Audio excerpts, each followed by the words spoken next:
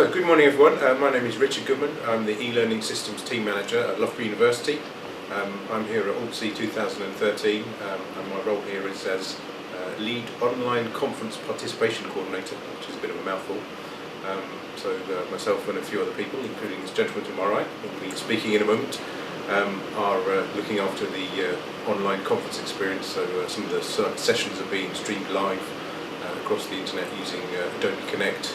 And we moderate the sessions and keep the chat going and try and stimulate people and get them to ask questions, and the questions get passed to the people on stage, and usually get a nice little online community. We had about 50 people in a couple of our sessions yesterday, so it was quite interesting.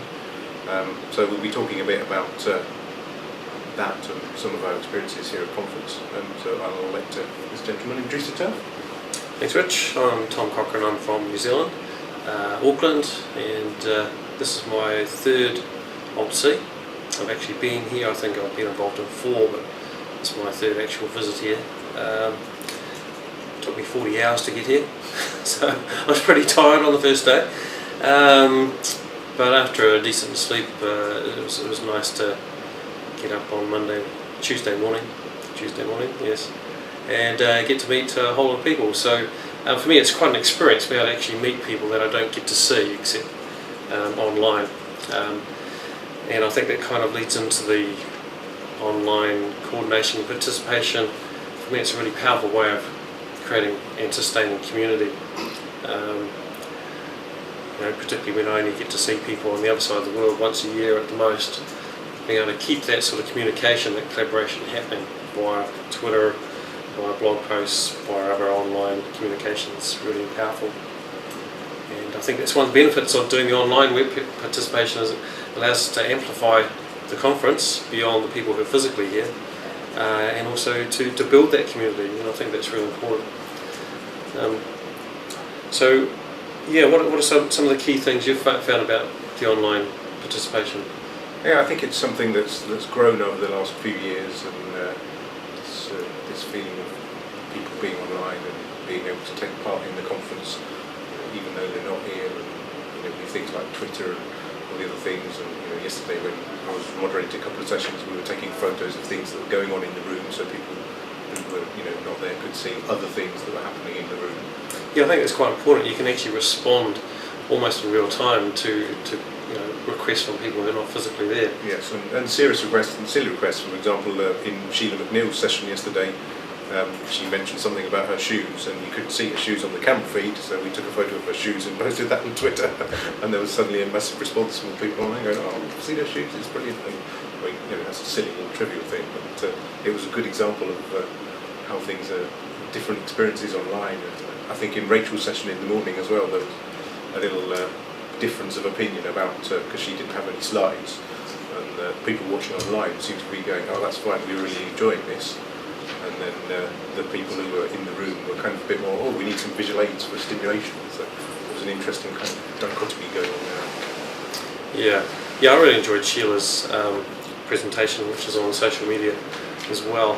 And I quite liked her Twitter analysis. She used Martin Hawksby's Twitter analysis tool, which is very cool, and hopefully I'll get to use that myself.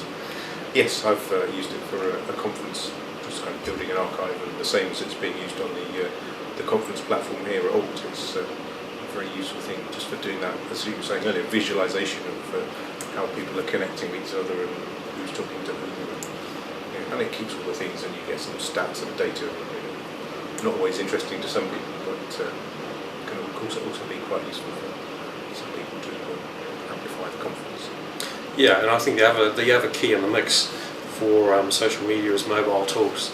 So for me, that's when Twitter actually became useful, was when I got an iPhone, and suddenly it actually became a very visual, interactive experience. Because before that, I'd used Nokia phones and ARMs and all the rest. But using an iPhone, suddenly it was actually really user-friendly. It was very easy and quick to send off a tweet, to get a back channel happening, etc.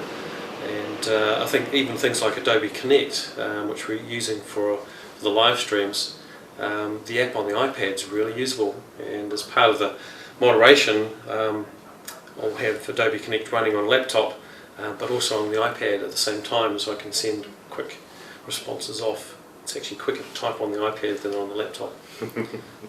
Particularly if all the keys are moved around. Yes, they seem to be inverted between the hemispheres. I think I made a note yesterday, it's a bit like water going down a plug hole the wrong way.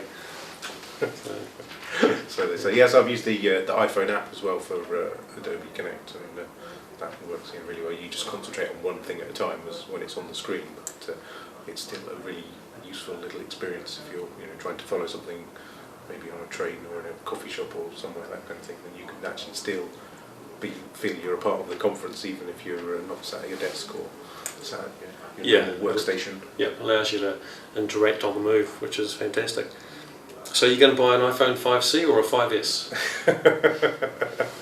I'm alright with the 4S at the minute, but I suspect when that dies, then it will be a 5S. Oh, it's a small S now, because it was a big S before, and who knows how they come up with their naming conventions. But it looks good, and it looks quite shiny. Yeah, I think Apple have really upped the game here, particularly with the iPhone 5S going 64-bit. I think that's going to be quite a step up as far as what you can do with a phone, having a 64-bit computer in your hand. I think that's just incredible, isn't it? That's and looking forward to this session, or they've picked up